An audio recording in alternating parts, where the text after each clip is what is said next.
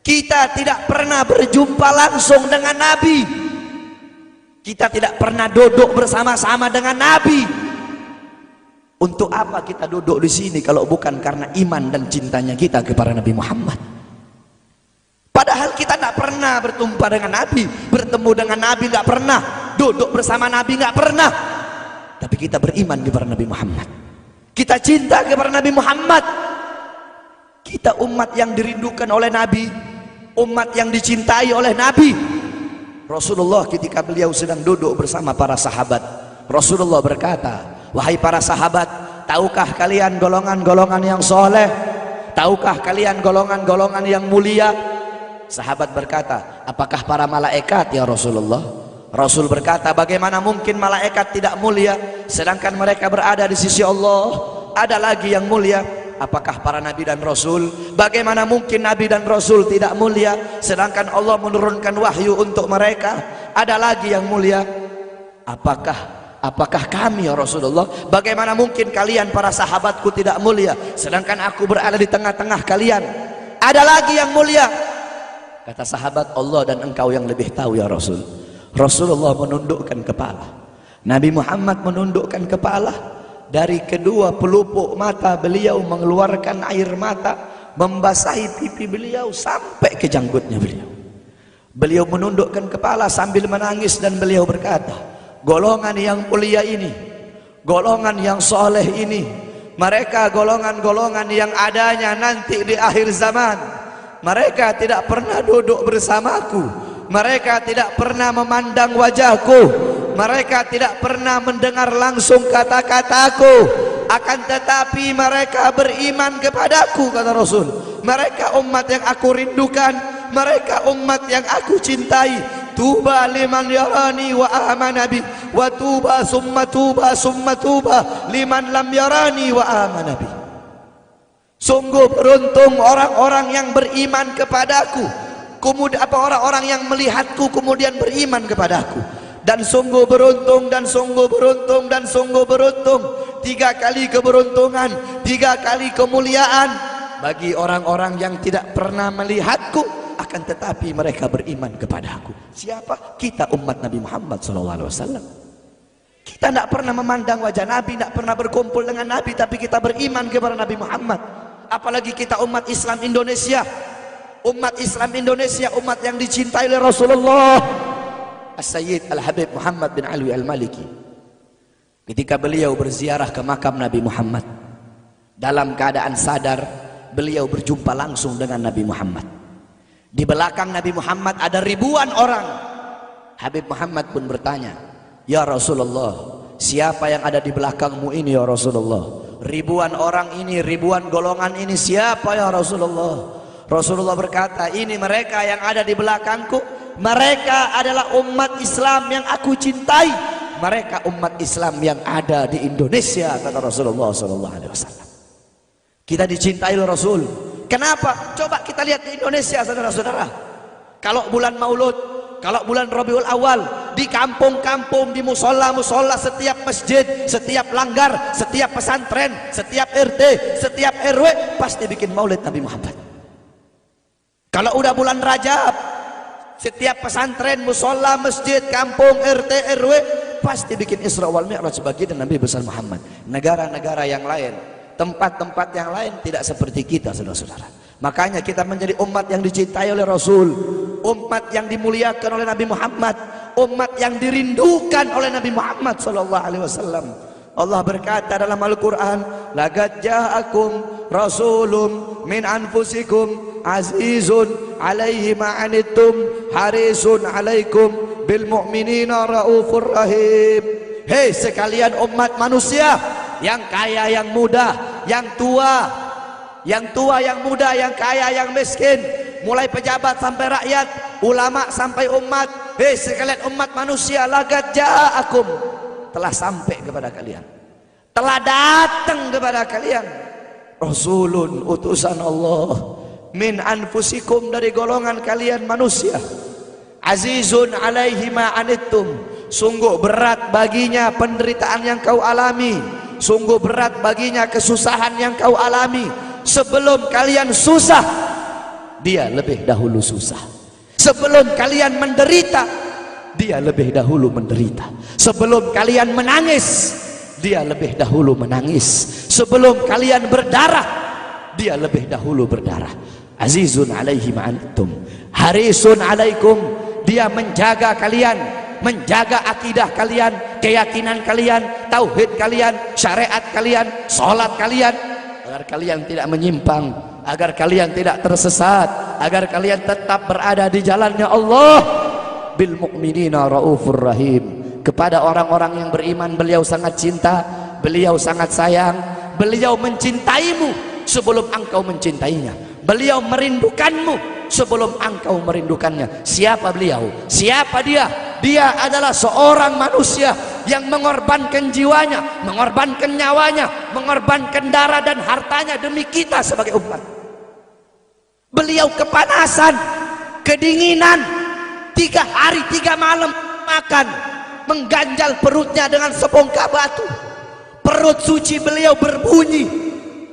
Kelaparan bukan untuk dirinya, kelaparan bukan untuk anak cucunya, kelaparan demi kita sebagai umat. Beliau seorang manusia yang pipinya pernah tertusuk duri sampai tembus ke sebelah demi kita sebagai umat.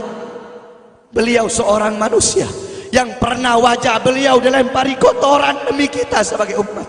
Lupakah kalian dengan air mata beliau yang menetes setiap malam demi kalian? Lupakah kalian darah suci beliau yang menetes ketika berada di kota Taif, dilempari batu demi kalian? Ketika beliau pergi ke kota Taif, dahi beliau dilempar batu, darah ke beliau keluar. Ketika darah itu jatuh, ditampung darah beliau, ditampung darahnya.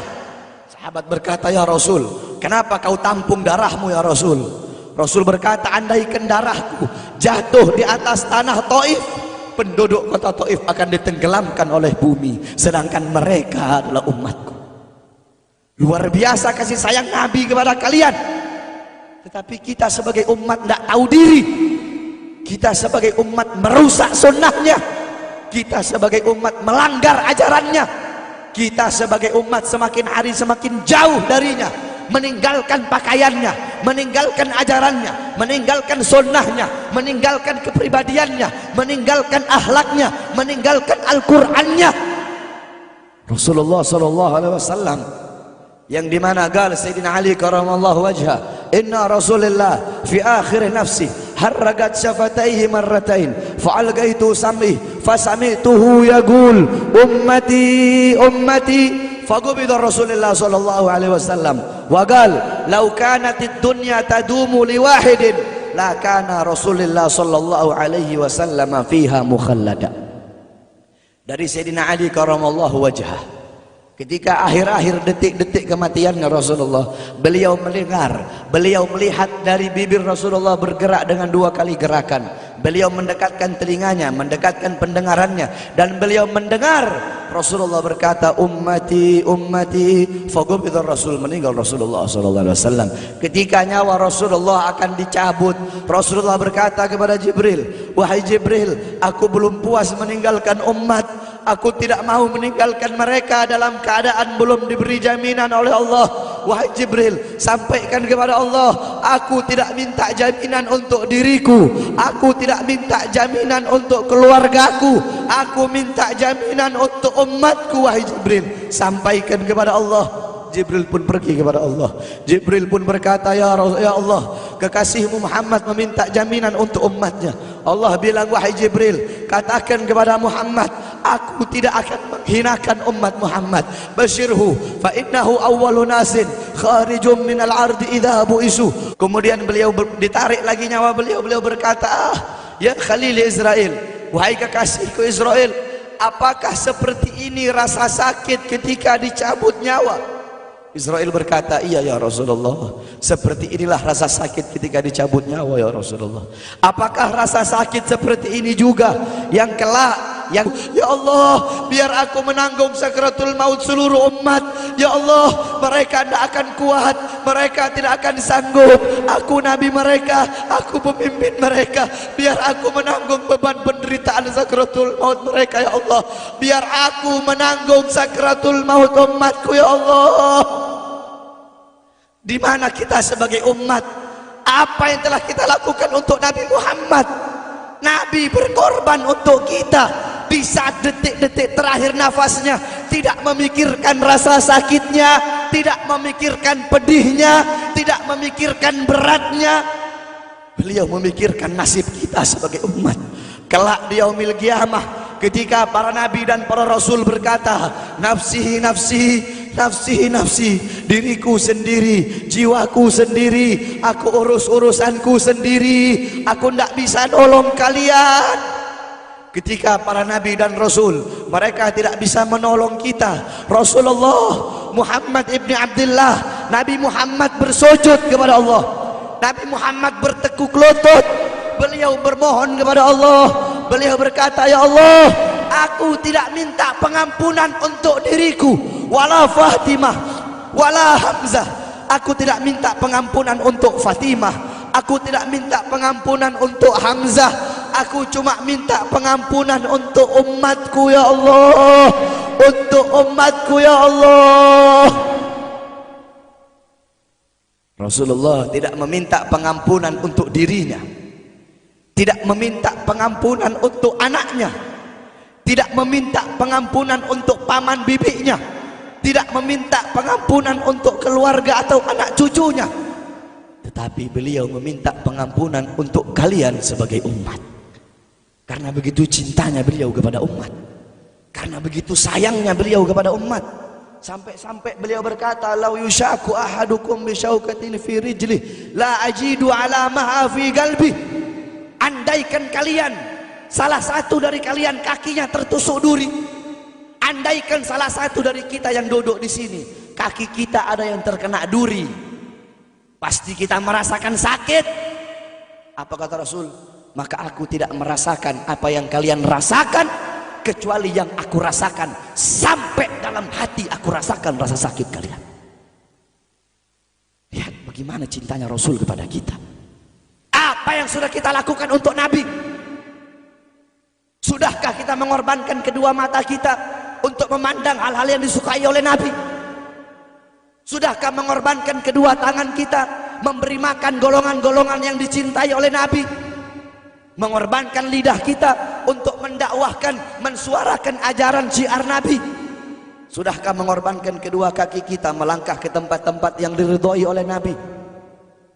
Kita masih belum bisa balas jasa Nabi, dan tidak akan pernah bisa membalas jasa Nabi Muhammad. Jangankan kita duduk di sini berjam-jam, walaupun kita duduk di sini sampai pagi kita duduk, seumur hidup kita duduk di sini, masih belum bisa membalas jasa Nabi Muhammad. Sekalipun kita merangkak, engkau merangkak dari rumahmu menuju makam Nabi, merangkak bukan dengan kaki, merangkak bukan dengan mata, bukan dengan tangan. Walaupun kalian merangkak dengan kedua mata dari rumah kalian menuju makam Nabi, itu masih belum bisa membalas jasa-jasa Nabi Muhammad sallallahu alaihi wasallam. Kita tidak bisa membalas jasa-jasa Nabi Muhammad. Kecintaan kita tidak ada apa-apanya. Apakah kecintaan kita lebih besar daripada kecintaan seorang anak kecil yang ada di zamannya Syekh Abdurrahman Ad-Dibai?